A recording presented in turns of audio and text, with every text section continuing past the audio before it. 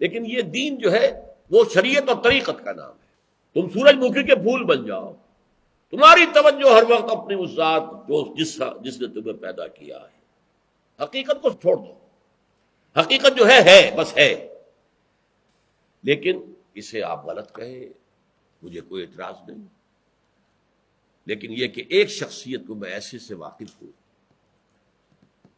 جو اہل حدیث بھی کٹر تھے اور صوفی بھی بڑے تھے۔ یہ جو ہمارے ہاں مشہور ہے غزنوی خاندان، مولانا عبداللہ غزنوی آئے تھے اور وہ اپنے تصوف کی بعض آراء کی وجہ سے اور بعض اپنی اہل حدیثیت کی آراء کی وجہ سے افغانستان سے نکال دیے گئے تھے، غزنی سے نکال دیے گئے، تو امرتسر میں آ کر آباد ہوئے۔ ان کی اولاد ہے یہ غزنوی خاندان۔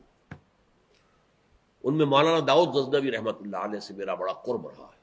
ان کے پھر بیٹے تھے ابو بکر غزنوی، وہ معروف ہیں، کافی لوگ ان سے واقف ہوں گے۔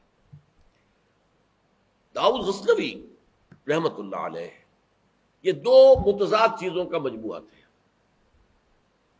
تصوف بھی اور اہل حدیثیت بھی۔ عام طور پر اہل حدیث کی ساری توجہ ظاہر پر رہتی ہے، وہ باطن میں جھانکتے ہی نہیں، اندر نہیں جاتے، فلسفے سے کوئی تعلق ہی نہیں۔ لیکن فلسفہ اور تصوف یہ جڑے ہوئے آپس میں چولی دامن کے ساتھ۔ انہوں نے ایک دفعہ منٹگمری میں جو اب سائیوال کہلاتا آ کر تقریر کی، اہل حدیث مسجد تھی، میں بھی گیا ہوا تھا سننے کے لیے۔ انہوں نے وہ اہل حدیث نوجوانوں سے کہہ رہے تھے کہ دیکھو تم اپنے مسلک پر قائم رہو، ہم غیر مقلد ہیں، ہم کسی کے مقلد نہیں ہیں، نہ ابو حنیفہ کے نہ مالک کے، لیکن کبھی بھی ان ائمہ کی توہین نہ کرنا۔ یہ ہمارے عام نوجوان جو کہتے ہیں ابو حنیفہ کو کیا پتا تھا، ابو حنیفہ کے پاس تو علم ہی نہیں تھا، ابو حنیفہ کو جو ہے علم حدیث میں کورے، یہ توہین کے الفاظ کبھی استعمال نہ کریں۔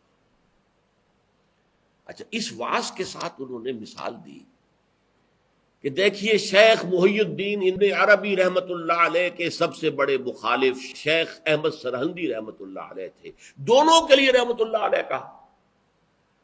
میں حیران ہو گیا، یہ وہابی آدمی، کٹر وہابی اہل حدیث، اور یہ شیخ ابن عربی رحمت اللہ علیہ کہہ رہا۔ خیر میرے دل پر بھی اثر ہوا کہ بڑی وسعت ہے ان کے فکر و نظر میں۔ میری اہلیہ کے چچا تھے، ان کے ایک بیٹے، سب سے چھوٹے بیٹے یہاں مجمع میں موجود بھی ہیں، شیخ فضل الرحمان مرحوم۔ ان کے بہت گہرے تعلقات تھے یہ جو خاندان غزنوی خاندان سے۔ انہوں نے شام کو کھانے پر بلایا، مجھے بھی بلا لیا، میں ان کا داماد ہی تھا نا۔ تو وہاں میں نے کہا کہ حضرت آپ نے شیخ ابن عربی کے ساتھ رحمت اللہ علیہ کے الفاظ استعمال کیے، جبکہ ابن تیمیہ نے کوئی شرعی گالی چھوڑی نہیں ان کے لیے، زندیق، ملحد، اور آپ اہل حدیث ہیں، یہ کیسے ہوا؟ میں ان کی عظمت کا قائل ہو گیا، ان کی آنکھوں میں آنسو آ گئے۔ کہنے لگے ڈاکٹر صاحب یہ دونوں ہمارے بزرگ ہیں، ہم خرد ہیں، آپس کے اختلافات وہ جانے، ہم چھوٹے ہیں، خرد ہیں، خرد رہنے ہی میں عافیت سمجھتے ہیں، ہمارے لیے دونوں محترم ہیں۔ اور مسجد میں انہوں نے ایک مثال بیان کی تھی کہ شیخ احمد سرہندی رحمت اللہ علیہ نے شیخ ابن عربی کے بارے میں اپنے مکتوبات میں لکھا ہے، ما ذل بردار خان ایشانم لیکن چکنم معاملہ صفات باری تعالی، کہ ہم شیخ ابن عربی کے دسترخوان کے جھوٹے ٹکڑے کھانے والوں میں سے ہیں۔ کون کہہ رہا ہے؟ مجدد الفسانی کہہ رہا ہے، ما ذل بردار خان ایشانم،